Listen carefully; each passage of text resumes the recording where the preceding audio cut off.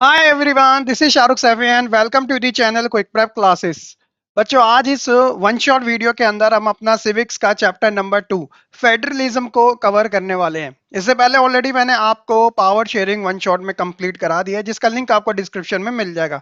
ये जो one shot series है वो आपको क्लास 10 की कंप्लीट देखने को मिलने वाली है, सो मेक श्योर चैनल को जरूर सब्सक्राइब करके रखिएगा और टेलीग्राम ग्रुप ज्वाइन कर लेना, क्योंकि वहां पे जो रॉ मटेरियल होता है एज अ पीडीएफ जो होती है प्रिंट वर्जन वाली स्पेशली, वो एब्सोल्युटली आप फ्री में डाउनलोड कर सकते हैं। तो चलिए अब बिना किसी देरी के साथ शुरू करते हैं आज के इस वीडियो को। अगर देखा जाए बच्चों फेडरलिज्म चैप्टर के बारे में, तो ये लेसन उनको काफी अच्छे से समझ आएगा जिनको पावर शेयरिंग के बारे में काफी अच्छे से पता होगा, क्योंकि देखिए फेडरलिज्म के अंदर भी ना काफी सिमिलर टॉपिक आएंगे जो हमें पावर शेयरिंग में पढ़ने को मिले थे, स्पेशली जो लास्ट के टॉपिक थे। ओवरऑल अगर हम इस लेसन का कंटेंट देखें तो इंट्रो मतलब इसके features, kinds of federation, what makes India a federal country, वो क्या चीज है जो इंडिया को एक फेडरल कंट्री बनाती है, और हमारे देश के अंदर फेडरलिज्म कैसे प्रैक्टिस किया जाता है, और साथ ही साथ ये डिसेंट्रलाइजेशन का जो कॉन्सेप्ट है इंडिया में वो किस तरीके से लाया गया था, क्या क्या इसके अंदर हुआ था, ये कंप्लीट जो है बच्चों उसके बारे में हमें कवर करना है। तो सबसे पहले शुरुआत करते हैं अपने प्रीवियस लेसन के साथ ही आपको कुछ एक तरीके से रिमाइंड करवा देता हूं कि हमने लास्ट लेसन में क्या कवर किया था, और मैं ऐसा इसलिए कर रहा हूं क्योंकि उसका जो लिंक है वो इस लेसन के साथ बिल्कुल कनेक्ट है। जैसे हमने लास्ट लेसन में दो कंट्री के एग्जांपल से पावर शेयरिंग के कॉन्सेप्ट को समझा था, बेल्जियम और श्रीलंका। तो आप जानते हो कि देखिए बेल्जियम ने तो 1993 तक अपने कंट्री के कॉन्स्टिट्यूशन के अंदर 4 टाइम अमेंडमेंट्स किए थे, ताकि जो पॉसिबिलिटी है एक तरीके से दोनों ग्रुप्स के बीच में वो रिड्यूस हो सके, तो वहां पे सिविल वॉर जैसी सिचुएशन ना क्रिएट होके, तो उन्होंने एक ऐसा सॉल्यूशन निकाला था कि वो पावर दूसरों के साथ शेयर करते हैं। लेकिन श्रीलंका क्या करता है, बिल्कुल इसके अपोजिट एक्ट करता है, यानी कि वो सारी पावर एक ही कम्युनिटी के अंडर में रखता है, जो कि है सिन्हाला। जिसकी वजह से 1980s के टाइम पे वहां पे ऐसी सिचुएशन क्रिएट होगी कि तमिल्स और सिन्हाला के बीच में इतना कॉन्फ्लिक्ट बढ़ गया कि वो आगे चल के सिविल वॉर में कन्वर्ट हो गया। तो यानी कि एक कंट्री का रिजल्ट पॉजिटिव और एक का नेगेटिव पावर शेयरिंग के मामले में। अब सेम हम इसी के बारे में बात करते हैं कि फेडरलिज्म का मतलब क्या होता है, और इस लेसन के अंदर हमें किन किन टॉपिक्स को कवर करना है। ठीक है, तो फेडरलिज्म क्या है, एक ऐसा सिस्टम है जहां पे क्या होता है कि जो पावर होती है वो डिवाइडेड होती है किस किस के बीच में, सेंट्रल अथॉरिटी और various constituent units of the country, या आप इसको स्टेट भी कह सकते हो। ठीक है, तो एक पावर होती है सेंट्रल अथॉरिटी के पास, और दूसरी जो पावर होती है वेरियस कॉन्स्टिट्यूएंट का मतलब होता है वेरियस स्टेट्स के पास। Both the state and central government enjoy power independent of each other, और सबसे अच्छी बात होती है कि दोनों ही अपनी पावर इंडिपेंडेंट तरीके से एंजॉय करते हैं। सबसे पहले अगर हम अपनी कंट्री के एग्जांपल से देखें, ओरिजिनली शुरुआत की बात हो रही है कि जो कॉन्स्टिट्यूशन ऑफ इंडिया, हमारे देश का जो संविधान था, तो उस समय हमने 2 टियर की गवर्नमेंट को यहाँ पे स्टैब्लिश किया था, जो कि थी यूनियन गवर्नमेंट, इसको आप सेंट्रल गवर्नमेंट भी कह सकते हो, और दूसरी थी स्टेट गवर्नमेंट। जैसे आज प्रेजेंट टाइम में हमारी कंट्री के अंदर 28 स्टेट है ना, तो उस समय इतने स्टेट्स नहीं थे, तो इसलिए आप कह सकते हो कि ज्यादा पावर यूनियन गवर्नमेंट, यानी जिसे हम सेंट्रल के नाम से जान रहे हैं, और स्टेट गवर्नमेंट के पास रहती थी। लेकिन बाद में क्या होता है कि आफ्टर 30 to 40 ईयर, यानी कि 40 साल ही मान लीजिएगा, एक और गवर्नमेंट को ऐड किया गया जिसे हमने थर्ड टीयर की गवर्नमेंट को कहा गया, और ओरिजिनली इसे हम पंचायत या फिर म्यूनिसिपैलिटीज के नाम से जानते हैं। पंचायत जो होता है वो अक्सर रेफर किया जाता है रूरल सेक्टर के लिए, और म्यूनिसिपैलिटी जो रेफर की जाती है वो अर्बन सेक्टर के लिए। इसका कॉन्सेप्ट अलग है, तो इसे हम लेसन के आगे ही अच्छे से कवर करेंगे। ठीक है, तो अगर आपसे कोई पूछे सिंपली इंडिया में कितने टाइप की गवर्नमेंट रन की जाती है, तो आप सिंपली कह सकते हो वर्टिकल जो पावर हमने लास्ट लेसन में पढ़ा था 3 टाइप की। एक हमारी सेंट्रल अथॉरिटी होगी है, दूसरी स्टेट, और तीसरी हो गया अब लोकल। ठीक है, तो इसकी पावर ज्यादा, फिर उसकी, फिर इसकी। तो ये हो गया। अब नेक्स्ट हम बात करते हैं इसी के बारे में कि देखिए ये जो आपको वर्ल्ड मैप दे रखा है, इसके अंदर आपको बताया गया कि मात्र सिर्फ भारत एक ऐसा देश नहीं है जहां पे ये फेडरलिज्म को प्रैक्टिस किया जाता है, बल्कि वर्ल्ड्स में इतनी सारी ऐसी कंट्री है, ये जितनी भी आप देख रहे हो रेड वाली, तो पूरे वर्ल्ड के अंदर ऐसी ये सभी कंट्रीज है जो ज्यादातर डेमोक्रेसी है वहां पे। तो यहाँ पे क्या है, पावर को एक तरीके से शेयर किया गया है, यानी कि जो गवर्नमेंट रूल करते हैं वो एक से ज्यादा टाइप की हमें देखने को मिल जाती है, यानी कि फेडरलिज्म जो है इन सभी कंट्री के अंदर प्रैक्टिस किया जाता है। और एक एक्स्ट्रा इंफॉर्मेशन मैं आपके साथ ये ऐड कर देना चाहता हूं कि इंडिया ने ये जो फेडरलिज्म का कॉन्सेप्ट है वो एक तरीके से कनाडा के कॉन्स्टिट्यूशन से लिया है, जिसके अंदर सेंट्रल को ज्यादा यानी कि मैक्सिमम पावर दी गई है। इसे भी आप ध्यान में रख सकते हैं। नेक्स्ट हम इसी के बारे में बात कर लेते हैं कि जैसे हमने बात करी थी ना कि टू टीयर की गवर्नमेंट स्टार्टिंग में थी, जब भारत आजाद हुआ था 40 साल बाद लोकल गवर्नमेंट बनी थी। तो जो स्टेट और सेंट्रल गवर्नमेंट है वो कैसे काम करती है, तो स्टेट गवर्नमेंट तो रिस्पॉन्सिबल होती है looking after day to day affair of their respective states. अगर छत्तीसगढ़ की कोई प्रॉब्लम्स है तो वो छत्तीसगढ़ की गवर्नमेंट ही उसे देखेगी, ना कि यूपी की गवर्नमेंट। लेकिन जब बात सेंट्रल गवर्नमेंट की आएगी तो सेंट्रल गवर्नमेंट क्या होती है, वो एंटायर कंट्री के लिए वर्क करती है, तो ये रिस्पॉन्सिबल होती है जो कॉमन नेशनल इंटरेस्ट होता है। यार देश के अंदर तो सभी राज्य आ ही जाते हैं, तो सेंट्रल पूरे देश के बारे में सोचती है, लेकिन जो स्टेट है वो अपने पर्टिकुलर स्टेट्स के बारे में सोचते हैं, क्योंकि हर किसी को जो पावर है वो इंडिपेंडेंट तरीके से दे रखी है ताकि वो ग्रोथ एंड डेवलपमेंट कर सके। सिंपल सा है। नेक्स्ट हम बच्चों बात करते हैं फीचर्स ऑफ फेडरलिज्म के बारे में। अब ये जो क्वेश्चन है वो आप इसको इंपॉर्टेंट इस वजह से कह सकते हो क्योंकि ये डायरेक्ट तरीके से एग्जाम में स्पेशली 3 और 5 मार्क्स, वैसे तो मैंने ज्यादा 5 मार्क्स में देखा है, ये क्वेश्चन आ जाता है। फीचर्स बता दीजिएगा, मेन 5 फीचर्स आपको पता होने चाहिए। एंड रिमेंबर जब आप इसका आंसर लिखोगे अगर 5 मार्क्स में आ जाए तो आपको फेडरलिज्म की डेफिनेशन स्टार्टिंग में लिखने हैं, देन उसके बाद ये सारे फीचर्स और उसके बाद कंक्लूजन। तो ये एक परफेक्ट वे होता है किसी लॉन्ग आंसर को देने का, ठीक है। अब फीचर्स की बात करें, क्या खास है फेडरलिज्म में, क्यों इतनी सारी कंट्रियां इसको एक तरीके से अपना के बैठी हुई है। तो सबसे पहली चीज होती है कि यहाँ पे ना दो या दो से ज्यादा टाइप की जो गवर्नमेंट होती है ना वो देखने को मिलती है। जैसे इंडिया के अंदर दो से ज्यादा है, स्टार्टिंग में दो थी, सेंट्रल एंड स्टेट, लेकिन आफ्टर सम टाइम लोकल भी ऐड कर दी गई। एक इंपॉर्टेंट चीज इसके अंदर ये होती है कि जो डिफरेंट ईयर की गवर्नमेंट है ना वो एक तरीके से गवर्न करती है सेम सिटीजन के ऊपर, लेकिन इसके अंदर एक डिफरेंट ये होता है कि जो गवर्नमेंट होती है उनकी जो पावर होती है वो एक दूसरे से इंडिपेंडेंट होती है। इसको एग्जांपल से समझते हैं, मान लीजिएगा कि आप हरियाणा के सिटीजन है, ठीक है, हरियाणा इंडिया का ही पार्ट है। अब हरियाणा की गवर्नमेंट कोई रूल बनाती है तो ऑब्वियसली वो आपके ऊपर भी लागू होगा, सिंपल है। अगर इंडिया मतलब सेंट्रल गवर्नमेंट कोई रूल बनाती है फिर तो वो एंटायर कंट्री के ऊपर लागू होगा, डजेंट मैटर कि आप यूपी से, हरियाणा से है, पंजाब से है।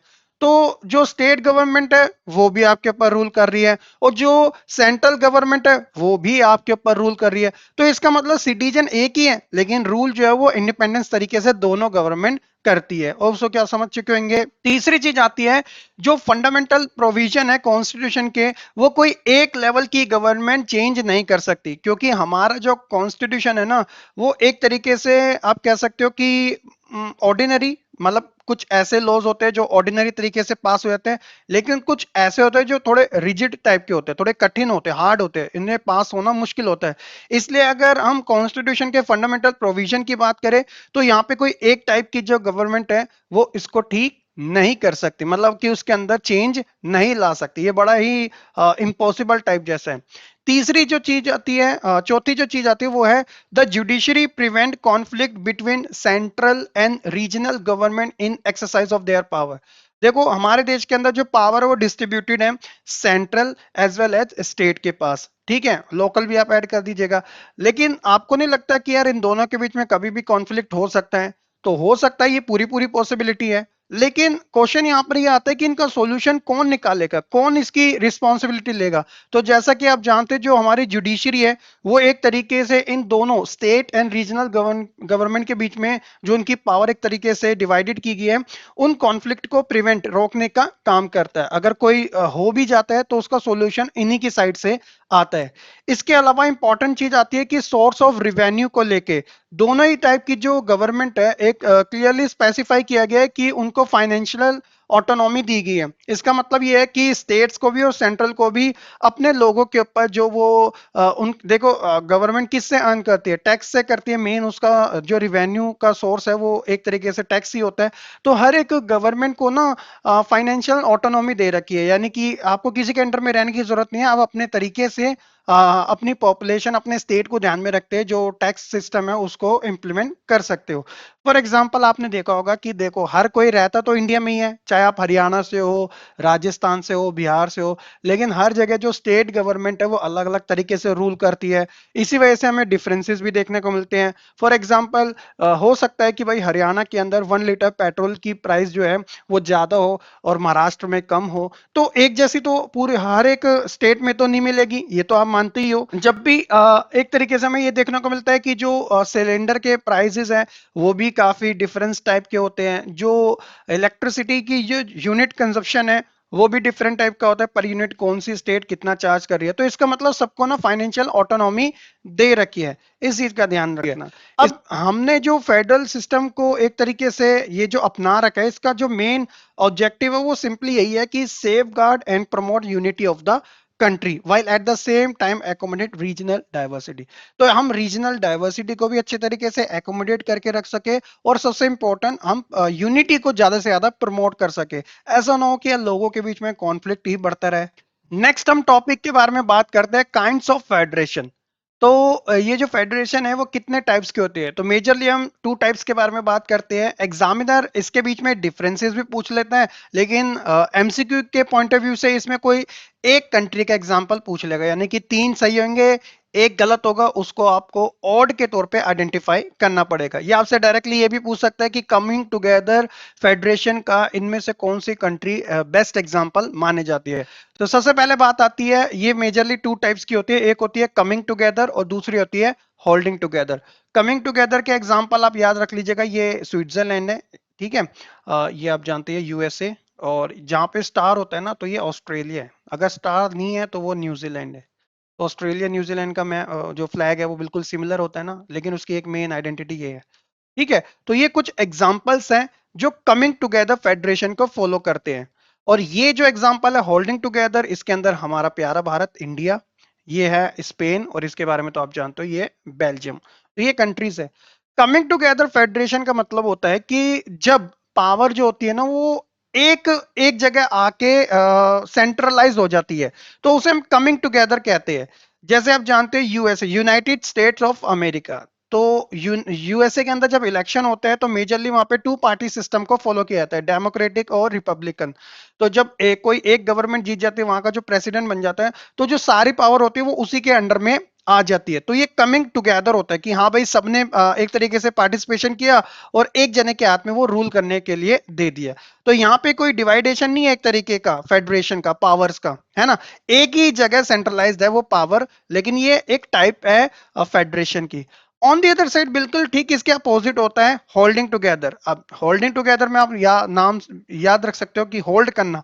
तो जैसे इंडिया के एग्जांपल से समझ लेते हैं, इंडिया के अंदर फेडरेशन फॉलो की जाती है होल्डिंग टुगेदर। जैसे यहां पर आप देखते हो सेंट्रल गवर्नमेंट है, स्टेट गवर्नमेंट है, as well as local government है। स्टेट ने अपनी पावर को होल्ड कर रखा है सेंट्रल ने, और स्टेट ने अपनी पावर को और लोकल ने अपनी पावर को।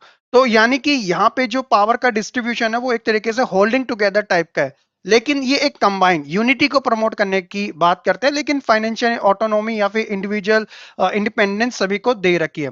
नेक्स्ट हम बात करते हैं अपने अगले टॉपिक के बारे में, जो कि है हमारा what make India a federal country. अब उसे समझने से पहले आपको एक चीज ये जानना होगा इंडिया के बारे में कि देखो इंडिया जो है ना यहाँ पे कोई छोटी मोटी डाइवर्सिटी नहीं देखने को मिलती, बल्कि पीक लेवल की देखने को मिलती है। फॉर एग्जांपल इंडिया के अंदर देखो, वैसे हमारे कॉन्स्टिट्यूशन के अंदर टोटल 22 लैंग्वेजेस को एक तरीके से स्टेटस दिया गया है। वैसे तो बहुत सारी लैंग्वेजेस हैं, तो काफी ज्यादा लैंग्वेजेस को लेके डाइवर्सिटी देखने को मिलती है।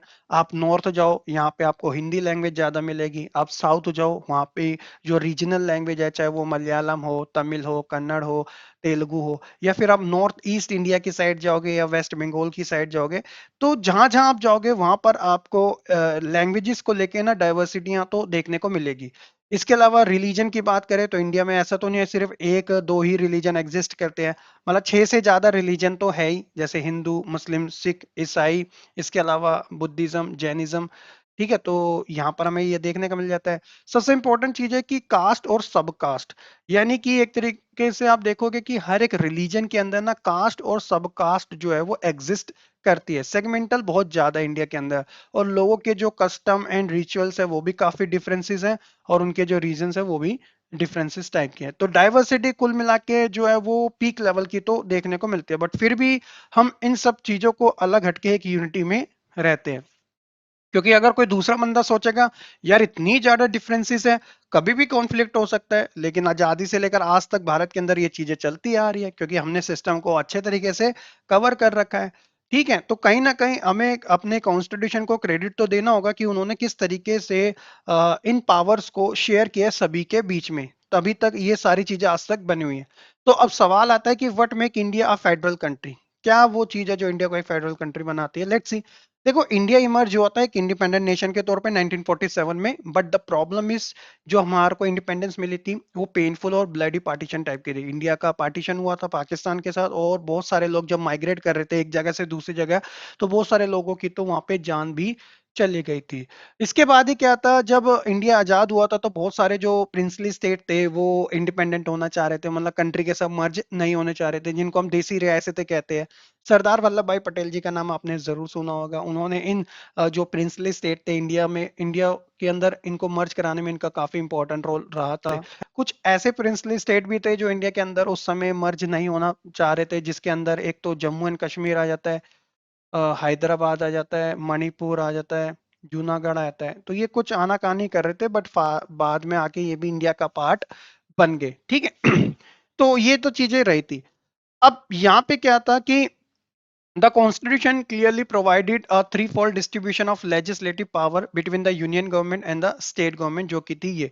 तो हमारे देश के अंदर क्या था कि देखो, पावर को ना सेंट्रलाइज नहीं रखेंगे, हम पावर को डिवाइड करेंगे, यानी कि अथॉरिटी देंगे हम यूनियन गवर्नमेंट के साथ साथ स्टेट गवर्नमेंट को भी। यानी कि कुछ ऐसे सब्जेक्ट होंगे जिनके ऊपर यूनियन वर्क करेगी, और कुछ ऐसे सब्जेक्ट होंगे जिनके ऊपर स्टेट वर्क करेगी, और इसके अलावा और कुछ भी ऐसे मेजर कॉमन सब्जेक्ट है जिसके ऊपर दोनों गवर्नमेंट वर्क कर सकती है, यानी कि कानून बना सकती है। तो यूनियन लिस्ट को आप सेंट्रल के नाम से जानोगे, लेकिन एग्जाम में ज्यादातर यूनियन ही पूछा जाता है। स्टेट लिस्ट जो स्टेट के अंडर में आती है, और कॉन्करेंट उसके बारे में भी हम एग्जाम्पल से समझते हैं। तो यहाँ आप देख लीजिएगा, तो ये है यूनियन लिस्ट।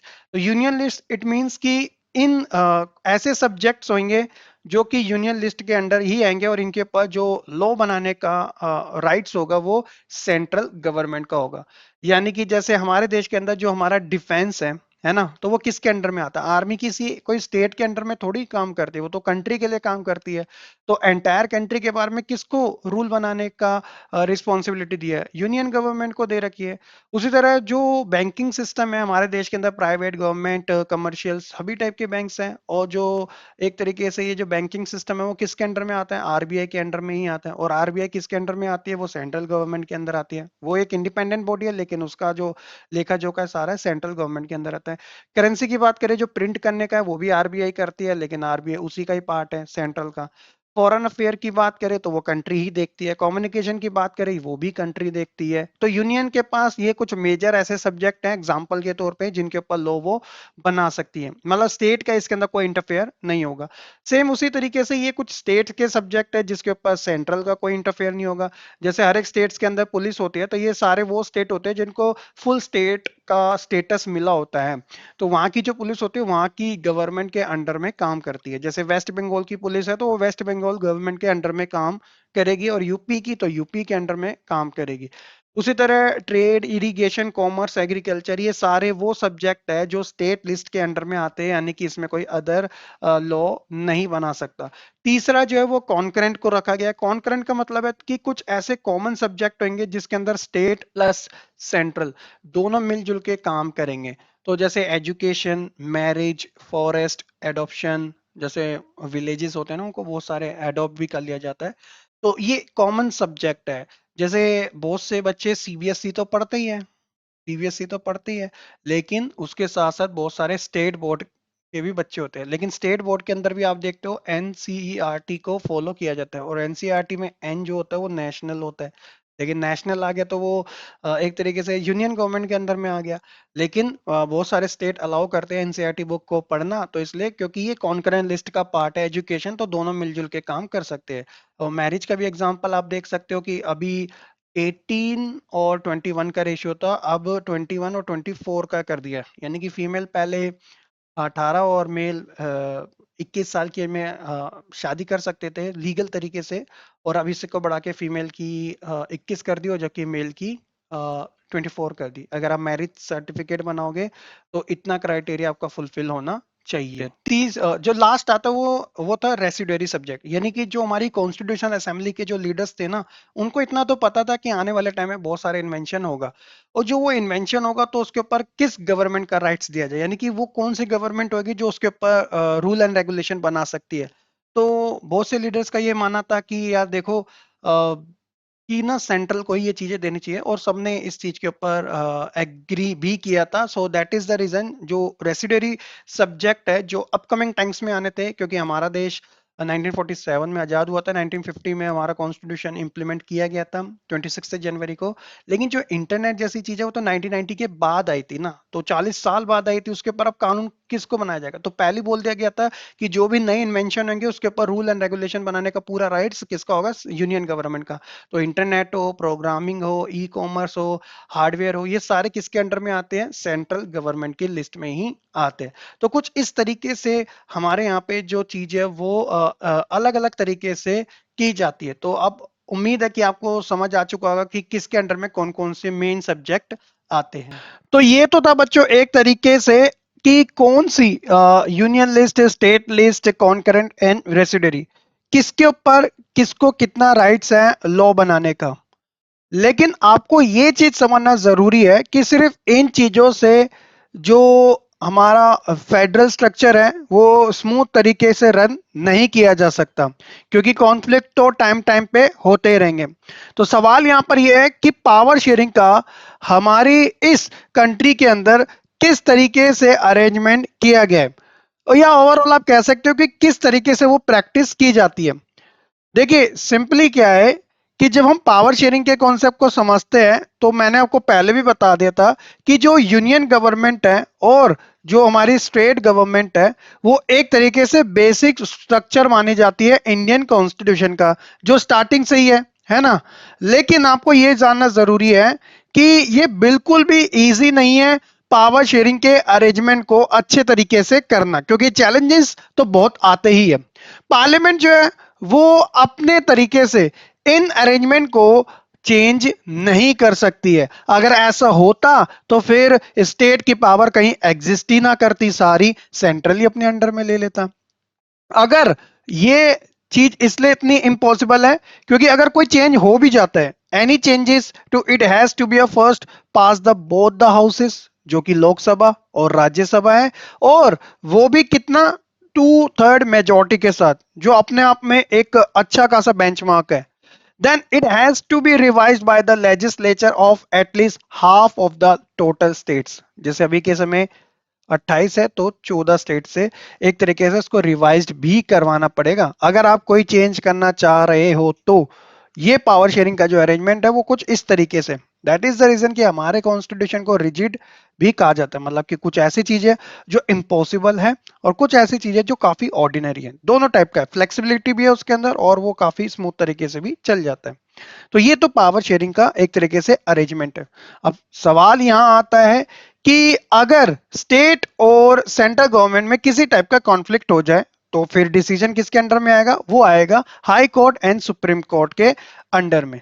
लेकिन इसके साथ साथ जो टैक्सेस को एक तरीके से रेज करने की बात है उसकी ऑटोनॉमी आप कह सकते हो गवर्नमेंट को दे रखी है, वो पूरी रिस्पॉन्सिबिलिटी गवर्नमेंट के अंडर में आती है कि वो किस तरीके से अपने एरिया के अंदर जो टैक्स सिस्टम है वो इंप्लीमेंट करवाती है। तो इसलिए तो हम हर एक स्टेट्स के अंदर डिफरेंट तरीके का टैक्स सिस्टम देखते हैं कि कहीं पे कहीं ज्यादा है तो कहीं पे कुछ कम है, ठीक है।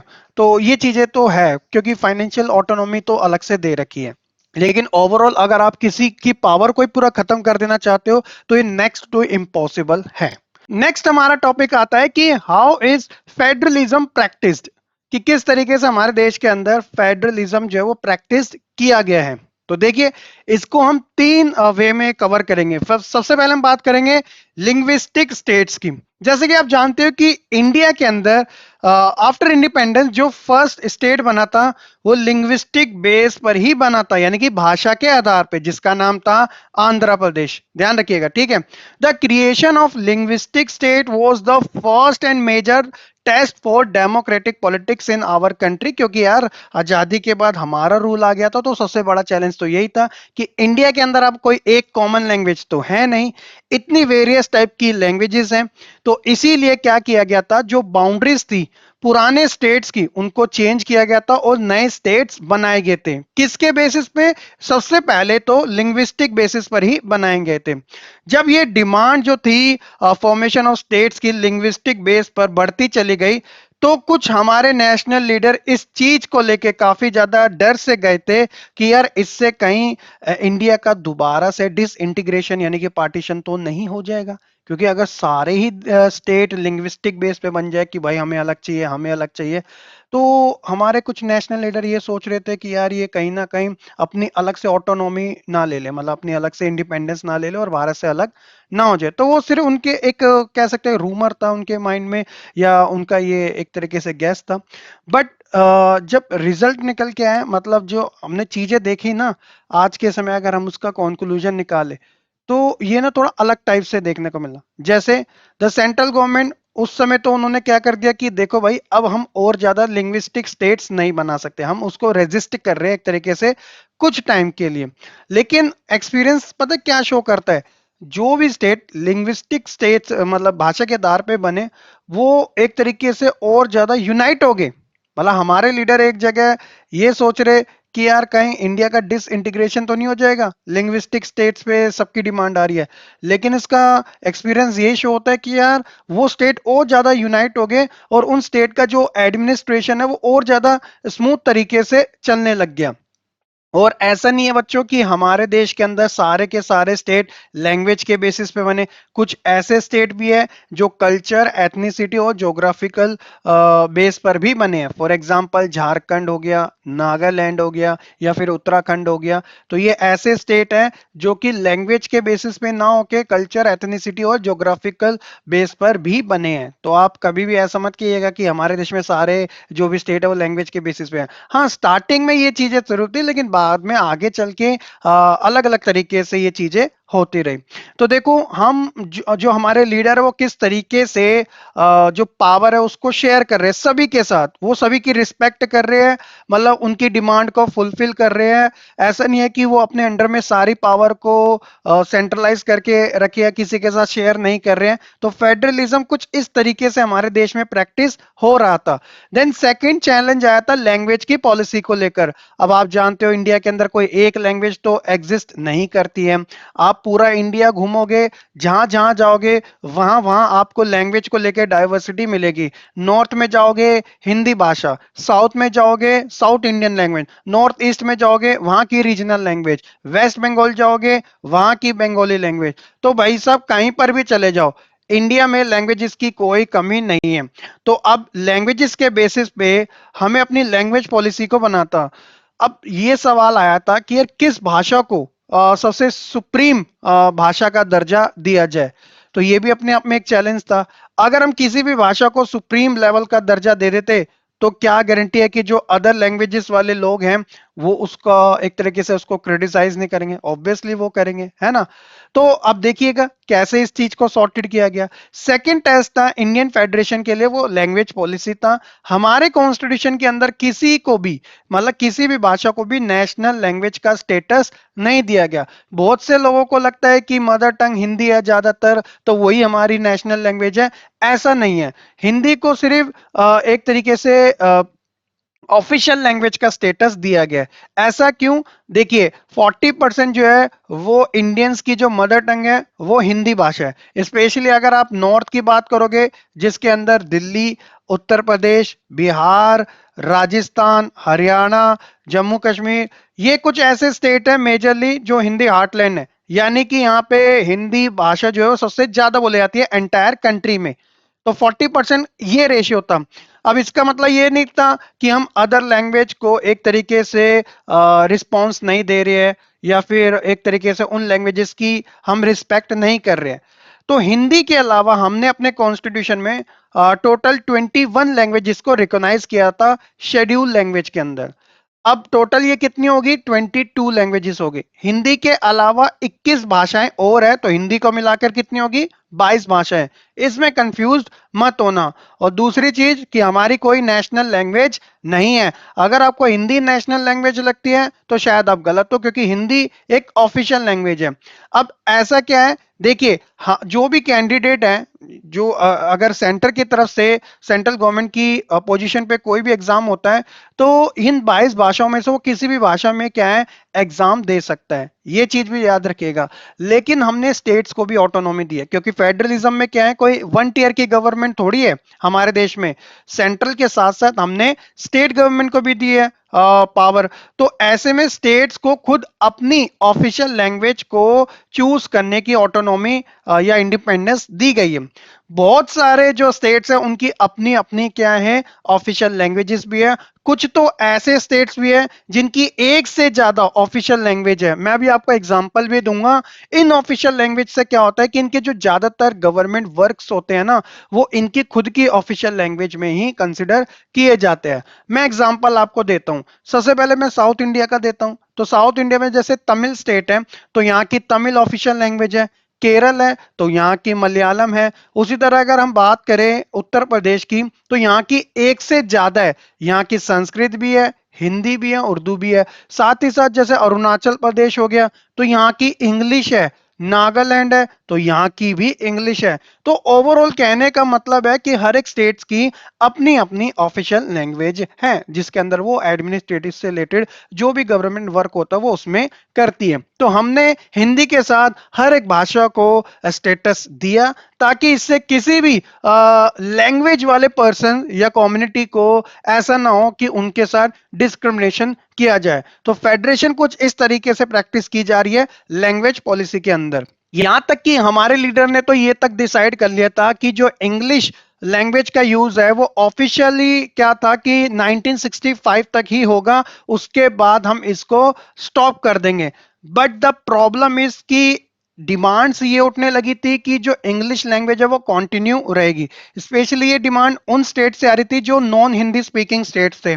अब जो नॉन हिंदी स्पीकिंग स्टेट्स थे, वो ऐसा मानते थे कि देखो, हम इंग्लिश को कंटिन्यू करना चाहते हैं, क्योंकि ये वो स्टेट्स थे जिनकी अपनी रीजनल लैंग्वेज तो थी, लेकिन इंग्लिश क्या थी कि एक कम्युनिकेशन की लैंग्वेज थी जो वर्ल्ड वाइड यूज होती थी। तो इसलिए बहुत से स्टेट ने डिमांड की थी कि इंग्लिश का जो यूज है वो कंटिन्यू रहेगा। यहां तक कि कुछ ऐसे स्टेट्स थे जिसमें तो इस चीज को लेके वॉयलेंस भी हो गया था। इसमें एक स्टेट निकल के आता है तमिलनाडु। तमिलनाडु में तो आंदोलन चल गया था कि आप इंग्लिश लैंग्वेज को खत्म नहीं करोगे। तो इसलिए जो हमारी सेंट्रल गवर्नमेंट थी, उन्होंने ये रिस्पॉन्ड करते हुए एग्री कर लिया कि चलो इंग्लिश भाषा का जो यूज है वो हिंदी के साथ होता रहेगा। और ऐसे में बहुत से जो क्रिटिक्स थे वो ऐसा सोचते थे कि ये जो सॉल्यूशन है वो इंग्लिश स्पीकिंग एलीट पर्सन के लिए किया गया है।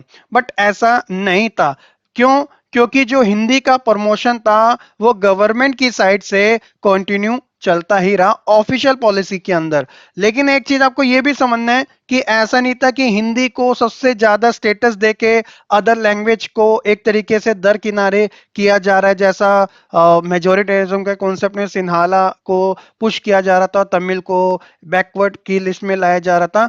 तो ऐसा हमारे देश में नहीं था, क्योंकि सेंट्रल गवर्नमेंट हिंदी को तो एक तरीके से रख ही रही थी, लेकिन वो डिफरेंट जो लैंग्वेजेस थी उनकी भी एक तरीके से रिस्पेक्ट करती थी। बस ये था कि जो डोमिनेंट है, ज्यादातर जो पीपल्स है वो हिंदी भाषा का ज्यादा यूज करते हैं। और एंटायर कंट्री के अंदर आप भी जानते हो कि जो पॉलिटिक्स चलती है वो सेंटर से चलती है। इसलिए हमारा जो दिल्ली जो है कैपिटल, सारी जितनी भी गवर्नमेंट बॉडीज है, सुप्रीम कोर्ट हो गया या प्रधानमंत्री का निवास हो गया, प्रेसिडेंट हो गया, लोकसभा होगी, राज्यसभा होगी, हाई कोर्ट्स हो गए, सारे के सारे आपको इसी यहाँ पे ज्यादातर मिलेंगे। The flexibility show by the Indian political leader help our country avoid the kind of situation that Sri Lanka finds itself in. तो कहने का मतलब जो हमारे लीडर्स थे उन्होंने एक तरीके से फ्लेक्सिबिलिटी शो करके ये दिखा दिया कि हमारे देश के अंदर जो श्रीलंका जैसी सिचुएशन हुई थी ना सिविल वॉर की, वो हम नहीं बनने देंगे। तो सेकंड चैलेंज भी पास हो गया। थर्ड जो था सबसे इंपॉर्टेंट वो था सेंटर और स्टेट का रिलेशन। मैंने आपको बताया था कि बहुत सारी ऐसी सिचुएशन हो सकती है जिसमें सेंट्रल और स्टेट के बीच में कॉन्फ्लिक्ट की पॉसिबिलिटी है वो ज्यादा बन सकती है। किसी चीज को एग्री करना हो या ना करना हो तो दोनों में वाद विवाद हो सकता है, डिस्प्यूट हो सकता है। तो ऐसे में सेंटर स्टेट के रिलेशन को अच्छा करना ये भी एक तरीके से फेडरलिज्म का ही एक टास्क था। तो देखिए how the constitutional arrangement for sharing power works in reality depends on the large extent on how the ruling party and the leaders follow this arrangement। तो बताया गया सिंपली कि जो कॉन्स्टिट्यूशनल अरेंजमेंट है पावर शेयरिंग के वो किस तरीके से वर्क करेंगे ये टोटली डिपेंड करता है रूलिंग पार्टी के ऊपर, जो पॉलिटिकल पार्टी होती है, और साथ ही उनके लीडर्स के ऊपर कि वो इन अरेंजमेंट को किस तरीके से करेंगे। जैसे हमारे देश में क्या था, बहुत लंबे टाइम तक जो रूल हो रहा था ना वो एक सिंगल पार्टी का हो रहा था स्टेट में and as well as most central में and as well as most of the states के अंदर, जो कि बात हो रही है कांग्रेस की। 1952 का इलेक्शन कांग्रेस जीती, 57 का, 62 का, 67 का, 71 का, यहां तक ऑलमोस्ट आप कह लीजिएगा 52 से 71 20 ईयर तक तो एक ही गवर्नमेंट का रूल चला था, 20 टू 25 ईयर तक। फिर उसके बाद 1977 में कांग्रेस की जगह कोई दूसरी गवर्नमेंट आई थी जिसे नॉन कांग्रेसिज्म की गवर्नमेंट कहा गया था, जो जनता पार्टी थी। तो क्या होता था कि सेंट्रल उस समय स्टेट को ऑटोनॉमी ज्यादा नहीं देता था। मान लीजिएगा कि सेंट्रल में कांग्रेस है और स्टेट में कोई और पार्टी है, तो एक तरीके से वो उस पार्टी की जो पावर है ना, मतलब स्टेट की जो पावर है वो सेंट्रल इतनी ज्यादा नहीं देता था, उसके ऊपर एक तरीके से रिस्ट्रिक्शन लगा के रखता था। अगर उसमें उसी की पार्टी है, जैसे सेंट्रल में भी कांग्रेस है, स्टेट में भी कांग्रेस है, तो ठीक था। लेकिन अगर स्टेट में कोई दूसरी पार्टी है तो ये जो सेंट्रल पार्टी थी वो ठीक तरीके से स्टेट को रन नहीं करने देती थी, मतलब रिस्ट्रिक्शन लगाने का काम करती थी। इसका मतलब था कि जो स्टेट गवर्नमेंट थी वो ठीक तरीके से एक्सरसाइज नहीं कर पाती थी अपने राइट्स को, या उसे कहा जाता है कि ऑटोनोमस फेडरल यूनिट्स की, भाई वो इंडिपेंडेंट नहीं था। As and when the ruling party at the state level was different, the party that rule the central try to undermine the power of the states. तो ये वही बात है जो मैं आपको बता रहा था। उस समय स्टेट सेंट्रल गवर्नमेंट हमेशा से मिसयूज करती थी कॉन्स्टिट्यूशन का, ताकि वो डिसमिस कर सके स्टेट गवर्नमेंट को और कंट्रोल कर सके अपनी राइवलरी पार्टीज को। लेकिन ये जो चीजें थी ना एक तरीके से अंडरमाइन थी फेडरलिज्म की 1990 तक। लेकिन सारे चेंज सिग्निफिकेंट तरीके से हमें 1990 के बाद देखने को मिले, क्योंकि उस समय थर्ड टीयर की गवर्नमेंट को भी ऐड कर दिया गया था जिसे हम लोकल गवर्नमेंट के नाम से जानते हैं। अगला पॉइंट, अगला जो टॉपिक है हम उसी के बारे में कवर करेंगे। ये वो पीरियड था जब रीजनल पॉलिटिकल पार्टी बहुत सारे स्टेट्स में एक तरीके से राइज होना शुरू कर दी थी, और इसी चीज को या इसी एरा को कोलिशन गवर्नमेंट के नाम से जाना जाता है। कोलिशन गवर्नमेंट क्या होती है? जब कोई एक पार्टी अपने दम पर गवर्नमेंट नहीं बना पाती तो वो कुछ पार्टियों से सहारा लेती है, तो उसे कोलिशन गवर्नमेंट के नाम से जाना जाता है। फॉर एग्जाम्पल अभी का ले लीजिएगा, 543 पर इलेक्शन हुए थे, बीजेपी सबसे बड़ी पार्टी थी, 241 मिले। लेकिन मेजोरिटी के लिए 272 सीट्स चाहिए होती है, लेकिन इसको तो नहीं मिली। तो इसने कॉलिशन के तौर पे बहुत सारी पार्टियां, इसका एक ग्रुप है एनडीए, नेशनल डेमोक्रेटिक अलायंस, तो उसके अंदर बहुत सारी पार्टीज आती है। तो ऐसे में कुछ मेजर पार्टी जैसे जेडीयू हो गया, जेडीयू और टीडीपी तेलंगाना की, तो इनकी जो मेजर सीट है और कुछ और अदर पार्टीज मिला के इनकी 291 बनती है। चाहिए कितनी थी? 272, अब कितनी है? 291। तो कॉलिशन गवर्नमेंट अभी के समय हमारे देश के अंदर रन की जा रही है, जो नेक्स्ट 5 ईयर तक रहेगी। लेकिन कॉलिशन गवर्नमेंट की एक सबसे बड़ी कमी पता है क्या है? अगर यहाँ पे अदर पार्टी का सपोर्ट यहाँ पे खो जाता है तो वो पार्टी उसी समय क्या हो जाती है, खत्म हो जाती है। मतलब कि जो रूल चल रहा है ना वो उसी समय उसको एक तरीके से खत्म करना पड़ता है, फिर दोबारा से री इलेक्शन होता है या किसी अदर पार्टी को ऑफर मिलता है प्रेसिडेंट की साइड से। तो इससे क्या है कि रीजनल पार्टी की जो रिस्पेक्ट है, जो उनकी पावर है, जो उनकी अहमियत है, वो बढ़ जाती है ऐसे इस एरा के अंदर। और आज के समय आप देख ही लीजिएगा बहुत सारी चीजें ऐसी हो ही रही है, ठीक है। जब कोई पार्टी क्लियर मेजोरिटी नहीं ले पाती लोकसभा में, तो ये जो मेजर नेशनल पार्टी है वो अलायंस करती है बहुत सारी पार्टी के साथ।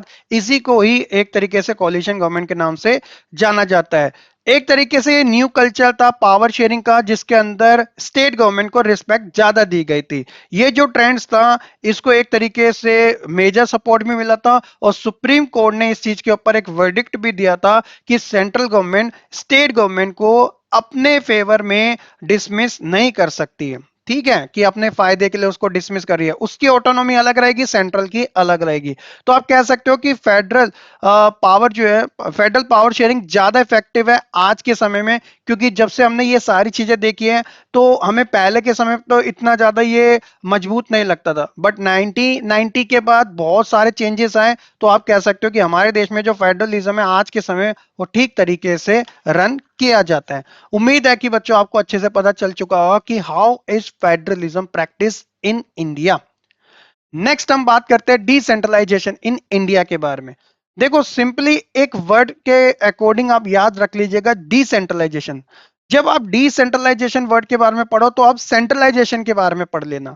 सेंट्रलाइज में पावर एक ही पर्सन या एक ही पार्टी के अंडर में रहती है, वो किसी के साथ अपनी पावर को शेयर नहीं करते, जैसे चाइना, जैसे नॉर्थ कोरिया, जैसे वियतनाम, या और भी कंट्रीज है। और डिसेंट्रलाइजेशन ये वो होता है जिसके अंदर पावर शेयरिंग के कॉन्सेप्ट को फॉलो किया जाता है, कि जहां पे पावर एक जगह टिक के नहीं रहेगी, एक से ज्यादा ग्रुप में वो डिवाइड होगी। ठीक है। अब भारत जैसा इतना बड़ा देश है, यहां पर आप कह सकते हो कि जो एक लोग है ना यहाँ पे, तो उनकी ना नीड्स बहुत ज्यादा है। तो ऐसे में अगर कुछ ही गवर्नमेंट रहेगी तो फुलफिल नहीं कर पाएगी। So that is the reason India के अंदर डिसेंट्रलाइजेशन का कॉन्सेप्ट और अच्छे तरीके से लाया गया। इसमें क्या था कि हमने स्पेशली ग्रास रूट लेवल से एक तरीके से प्रॉब्लम्स को समझने की कोशिश करी।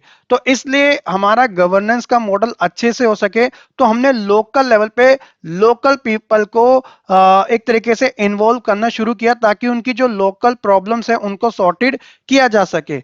ये जो चीजें थी वो हेल्प करती है एफिशिएंसी के अंदर सिस्टम में, ताकि लोकल पीपल भी फैमिलियर एक तरीके से पॉलिटिक्स में हो सके, क्योंकि वो अपनी प्रॉब्लम्स को बेटर अच्छे से जानते हैं, तो इसलिए उनको अच्छा यूटिलाइजेशन करना आता है।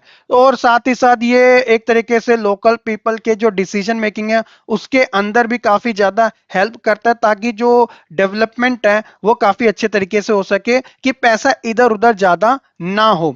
Local government can also solve the problem easily and immediately at minimal expensive. कम से कम खर्चे में जो लोकल प्रॉब्लम्स हैं वो एक तरीके से सॉर्टेड की जा सकती है, और ये हेल्प करती है ग्रास रूट लेवल से, जिससे कि आप कह सकते हो कि healthy, strong and stable democratic system को स्टैब्लिश किया जा सके। तो इसलिए हमारे देश के अंदर लोकल गवर्नमेंट का होना जरूरी है, क्योंकि देखिए बच्चों, हमारे देश में 28 राज्य है, और इतने बड़े बड़े राज्य हैं, जैसे महाराष्ट्र, जैसे बिहार, यूपी, राजस्थान। भाई साहब, अगर आप एक कंट्री का एग्जांपल लो और इन स्टेट्स का एग्जांपल लो, तो ये स्टेट्स आपको बड़े मिल जाएंगे। भाई, बेल्जियम एक कंट्री है, कितनी पॉपुलेशन है? 1 करोड़ पॉपुलेशन है। महाराष्ट्र की देख लीजिएगा, अरे छोड़ो, आप यूपी की देख ले, 24 करोड़ है पॉपुलेशन। इस पूरी दुनिया के अंदर बच्चों, टॉप 10 की लिस्ट में ना यूपी एक कंट्री बन सकती है। और मैं आपको क्या बताऊं, 24 करोड़, तीन 140 करोड़ इंडिया चाइना, फिर उसके बाद 32 से 35 करोड़ के आसपास यूएसए, फिर उसके नीचे सारी कंट्री। बहुत सी कंट्री है जो लाख में उनकी पॉपुलेशन है, बहुत सी कंट्री जिनकी करोड़ों में है, लेकिन 10 करोड़ से भी ज्यादा नहीं है। 195 से ज्यादा देश है। तो इसलिए हमारे देश में सेंट्रलाइजेशन डिसेंट्रलाइजेशन का कॉन्सेप्ट जरूरी था, और ये फाइनली हुआ। 1992 से पहले क्या था कि लोकल बॉडी जो थी ना, वो डायरेक्टली स्टेट के अंडर में आती थी। जैसे हरियाणा एक स्टेट है, महाराष्ट्र एक स्टेट है, यूपी एक स्टेट है, बिहार एक स्टेट है। तो लोकल बॉडी इन जगह होती थी, बट उनको इंडिपेंडेंस नहीं थी बिफोर 1992। क्यों? क्योंकि उस समय रेगुलर इलेक्शन होते ही नहीं थे इनके, और जो लोकल बॉडी थी, उनके पास कोई अपना खुद का ऐसा रिसोर्सेस नहीं था, ना ही उनकी अपनी खुद की पावर होती थी। बस वो एक तरीके से छत्र छाया में थी स्टेट गवर्नमेंट के। स्टेट गवर्नमेंट चाहती तो दे देती, नहीं चाहती तो कोई इसमें ऐसी रिस्पॉन्सिबिलिटी वाली बात नहीं थी। लेकिन ये चेंज हमें देखने को मिला 1992 में, जब हमारे कॉन्स्टिट्यूशन के अंदर दो अमेंडमेंट किए गए, एक 73rd और एक 74th। याद रख लीजिएगा, 73rd हुआ था रूरल सेक्टर के लिए, और 74th हुआ था अर्बन सेक्टर के। अर्बन मतलब शहर और रूरल मतलब गांव। तो अब इसमें क्या हुआ, इसमें सिंपली ये चीज हुई कि 1992 के बाद कुछ मेजर चेंजेस देखने को मिले। मेजर चेंजेस कौन कौन से थे? सबसे पहला था मैंडेटरी कर दिया गया था रेगुलर इलेक्शन होंगे लोकल गवर्नमेंट बॉडीज के। शहरों में होगा तो अर्बन और गांव में होगा तो रूरल। सीट्स जो थी वो रिजर्व रखी गई थी एससी कम्युनिटी, एसटी कम्युनिटी और ओबीसी कम्युनिटी। सबसे पहले वुमेन एम्पावरमेंट की भी बात इसी जगह ग्रास रूट लेवल से की गई थी। लोकल इलेक्शन की 1/3 सीटें रिजर्व की गई थी, 1/3 सीटें रिजर्व की गई थी वुमेन्स के लिए, ताकि उनका पॉलिटिकल इन्वॉल्वमेंट ज्यादा हो सके। एक इंडिपेंडेंट इंस्टीट्यूशन भी बनाया गया था जो कि था स्टेट इलेक्शन कमीशन, हर एक स्टेट्स के अंदर। क्योंकि एक तो इलेक्शन कमीशन ऑफ इंडिया है जो एंटायर कंट्री के बारे में काम करता है, लेकिन स्टेट्स का भी अपना एक इलेक्शन कमीशन होगा जो ये लोकल बॉडी के इलेक्शन को देखेगा। स्टेट गवर्नमेंट को ये रिक्वायर्ड था कि वो अपनी पावर्स और रेवेन्यू मतलब पैसा लोकल बॉडीज के साथ अब शेयर करें, क्योंकि पहले तो कोई आइडेंटिटी लोकल गवर्नमेंट की थी नहीं। लेकिन 1992 के बाद जब इलेक्शन रेगुलर हो रहे हैं, जब वुमेन्स को रिजर्वेशन दिया जा रहा है, एक इंडिपेंडेंट इंस्टीट्यूशन बनाया जा रहा है, तो भाई स्टेट गवर्नमेंट का ये पूरा राइट्स बनता है, ये पूरी रिस्पॉन्सिबिलिटी बनती है वैसे, कि वो पावर और साथ ही साथ रेवेन्यू को लोकल गवर्नमेंट बॉडीज के साथ शेयर जरूर करे। और इस लेवल पे टू टाइप्स की गवर्नमेंट बनाई गई थी, मैंने आपको पहले भी बताया था, रूरल गवर्नमेंट और अर्बन गवर्नमेंट। अब ये रूरल गवर्नमेंट किस तरीके से काम करती है? तो इसको ना थ्री स्ट्रक्चर के नाम से जाना जाता है, जिसके अंदर ग्राम पंचायत, पंचायत समिति और जिला पंचायत आती है। ग्राम पंचायत को आप कह सकते हो कि इसके अंदर क्या होता है कि हर एक गांव की ना अपनी एक पंचायत होती है, और इस पंचायत के अंदर बहुत से क्या होते हैं, सदस्य होते हैं, यानी कि मेंबर्स होते हैं। इन मेंबर्स को पंच के नाम से जाना जाता है। मैं अभी सिर्फ ग्राम पंचायत की बात कर रहा हूं, आई रिपीटेड, ग्राम पंचायत की। इसके जो मेंबर होते हैं उन सभी को क्या कहा, बहुत से मेंबर होते हैं उनको पंच कहा जाता है, और इनका जो लीडर होता है उसे सरपंच कहा जाता है। ठीक है। अब सवाल आता है कि ये मेंबर चुने कैसे आते हैं? तो गांव के जितने भी लोग होते हैं वो सिंपली एक तरीके से वोट डालते हैं, यानी कि उनको वोट का राइट्स है, जो 18 प्लस है, तो वो वोट डालते हैं इन सदस्यों के लिए, और ये सदस्य ग्राम पंचायत के मेंबर बनते हैं। सिंपली है, ठीक है, इसमें कोई बड़ी बात। जब ये ग्राम पंचायत स्टैब्लिश हो जाती है, तो इसका काम होता है वेलफेयर स्कीम के बारे में काम करना, यानी कि गांव के डेवलपमेंट के बारे में। इसीलिए इसका रिवेन्यू मॉडल कैसा होगा, साथ ही साथ क्या क्या चीजों के ऊपर काम किया जाएगा, तो इस चीज की जानकारी के लिए ये साल में 2 से 3 बार इसके अंदर बैठकें होती है, जिसे हम सिटिंग कहते हैं। तो ग्राम पंचायत का इतना सा काम है। उसके बाद क्या होता है, पंचायत समिति। जब बहुत सारे जो पंचायत होती है ना, जो वो मिलती है, तो वो एक समिति बनाती है जिसे हम पंचायत समिति कहते हैं। अब इस पंचायत समिति के जो मेंबर्स होते हैं वो सिंपली ग्राम पंचायत के जो मेंबर होते हैं उन्हीं में से ही इलेक्ट होके आते हैं, तो ये पंचायत समिति बनाते हैं। अब पंचायत समिति क्या होती है, वो जिला परिषद बनाती है, जिसे हम डिस्ट्रिक्ट काउंसिल के नाम से जानते हैं। अब इसके अंदर क्या होता है, जो पंचायत समिति के सदस्य होते हैं वो तो इसके अंदर होते ही है। अब जिला जो होता है एक बहुत बड़े लेवल का होता है, तो ऐसे में जिला परिषद के अंदर जो उस जिले के अंदर एमपी है, मेंबर ऑफ पार्लियामेंट, वो भी इसका सदस्य होता है, और जो उस जिला के अंदर एमएलए होते हैं वो भी इसके सदस्य होते हैं, और उस जिला के अंदर जो डीएम होता है, जिसे हम आईएएस की जो प्रिपरेशन करते हैं स्टूडेंट्स डिस्ट्रिक्ट में, जिसे वो भी इसका सदस्य होता है। और इन सबका जो लीडर होता है वो पॉलिटिकली एक तरीके से डेमोक्रेटिक पॉलिटिकल का मेन होता है। ठीक है। तो जिला परिषद इस तरीके से काम करती है। ये थ्री थ्री स्ट्रक्चर है गांव का सिंपली। अब दूसरी साइड आती है अर्बन गवर्नमेंट की। अर्बन गवर्नमेंट में क्या होता है, एक म्युनिसिपैलिटीज होती है और एक म्युनिसिपल कॉर्पोरेशन होती है। जो म्युनिसिपैलिटीज होती है छोटे लेवल पे काम करती है, जहां पे कॉर्पोरेशन होता है वो बड़े लेवल पे। यानी कि जिन स्टेट्स की पॉपुलेशन ज्यादा मिलियंस में होती है ना, तो वहां पे कॉर्पोरेशन काम करती है, जिसे हम नगर निगम कहते हैं। और जिन जगह पे पॉपुलेशन कम होती है तो वहां पे म्युनिसिपैलिटी का रोल ज्यादा हो जाता है। अब दिल्ली की पॉपुलेशन बहुत ज्यादा है, तो दिल्ली के अंदर म्युनिसिपल कॉर्पोरेशन वर्क्स किया जाता है। तो इसका जो लीडर होता है वो तो पॉलिटिकली होता है, लेकिन जो इसका जो लीडर होते हैं वो काउंसलर कहलाए जाते हैं। क्या कहलाए जाते हैं? काउंसलर। यानी कि अगर हम इनको वोट डालते हैं तो ये पार्षद बनते हैं। ये क्या बनते हैं? पार्षद। और इनका जो मेन लीडर होता है वो क्या कहलाया जाता है? मेयर। बस इतनी सी बात आप याद रखिएगा, ज्यादा इसके अंदर इतना कंफ्यूज होने की जरूरत नहीं है। तो ये था रूरल और अर्बन गवर्नमेंट के बारे में। तो आप देख लीजिएगा कि हमारे देश के अंदर जो फेडरलिज्म है वो कुछ इन तरीके से प्रैक्टिस किया जाता है कि हम हर एक छोटे से छोटे लेवल पे जो पावर है उसको शेयर करके चलते हैं। ऐसे नहीं है कि हमने सिर्फ 2 टियर की गवर्नमेंट बनवा दी, सेंट्रल अपना काम करे, स्टेट अपना काम करे, क्योंकि हमारे देश के अंदर जो सिस्टम है वो थोड़ा बहुत कॉम्प्लेक्स है। तो उसे स्मूथ करने के लिए ना छोटे से छोटे और उससे भी छोटे लेवल की ना चीजों को क्रिएट किया जाता है ताकि ग्रास रूट लेवल से चीजों को ठीक किया जा सके। हालांकि ये सिस्टम अभी भी इतना ज्यादा कॉम्प्लेक्स है क्योंकि बहुत से हैं जो रिस्पॉन्सिबल तरीके से वर्क्स नहीं करते। रूरल गवर्नमेंट हमने बना दी है लेकिन वो किस तरीके से वर्क्स कर रही है उसका अता पता नहीं रहता। अर्बन गवर्नमेंट हमने बना दी है, म्युनिसिपल कॉर्पोरेशन में इतने ज्यादा करप्शन होते हैं, पता ही नहीं रहता। आए दिन आप देखते हो कि रोड्स हैं, चारों तरफ गार्बेज बना है, रोड्स है, एक दिन रोड्स बनी, एक महीने बाद गड्ढे हो जाते हैं। मतलब जो वर्कर्स है जो इसके अंदर काम करते हैं, सभी तो नहीं, क्योंकि हम सभी को नहीं कह सकते हैं ना, कुछ ऐसे जने होते हैं जो सिस्टम को एक तरीके से काफी ज्यादा ढीला कर देते हैं, मतलब स्मूथ तरीके से चलने नहीं देते हैं। तो इस चीज के ऊपर हमें और ज्यादा भी काम करने की जरूरत है। सिस्टम को ज्यादा से ज्यादा स्मूथ बनाने के लिए पार्टिसिपेशन किसका होना चाहिए? लोगों का। जब लोग सवाल करेंगे तभी तो जवाब मिलेगा। लोग भी शांत रहते हो तो लीडर भी शांत रहते हैं। तो इन चीज के बारे में हमें समझना जरूरी है। और सबसे पहले जरूरी तो यह भी है कि लोगों को इन सब चीजों के बारे में पता होना ये कंपलसरी है। जब पता ही नहीं होगा तो वो आवाज कहां से उठाएंगे। खैर, तो ये सारी चीजें थी बच्चों फेडरलिज्म के बारे में। उम्मीद है कि आपको ये जो चैप्टर है वन शॉट के अंदर काफी अच्छे से समझ आ चुका होगा। नेक्स्ट बच्चों हम जल्दी अपने नए चैप्टर के बारे में बात करेंगे। ये सारी बैक टू बैक सीरीज जो है वो आपको चैप्टर वाइज देखने को मिलते रहेगी। सभी के लिंक डिस्क्रिप्शन में मिल जाएंगे। टेलीग्राम ग्रुप जरूर ज्वाइन करने ला। अगर ये यहां तक अगर आपने देख लिया तो भाई लाइक कमेंट शेयर कर दीजिएगा। ज्यादा कुछ नहीं, बस चैनल ग्रो होगा, मुझे अच्छा लगेगा, ज्यादा बच्चे आएंगे, रिस्पॉन्सिबिलिटी बढ़ेगी, और ज्यादा कंपटीशन होगा, लाइव सेशन होंगे, तो बहुत अच्छा लगता है मेरे को ये सारी चीजें। तो प्लीज आप लाइक कीजिएगा, शेयर कीजिएगा और सब्सक्राइब करना तो बिल्कुल मत भूलिएगा। बाकी हम मिलते हैं ना अपनी नेक्स्ट वीडियो में। तब तक के लिए खुश रहे, पढ़ते रहे और ऐसे ही आगे बढ़ते रहे।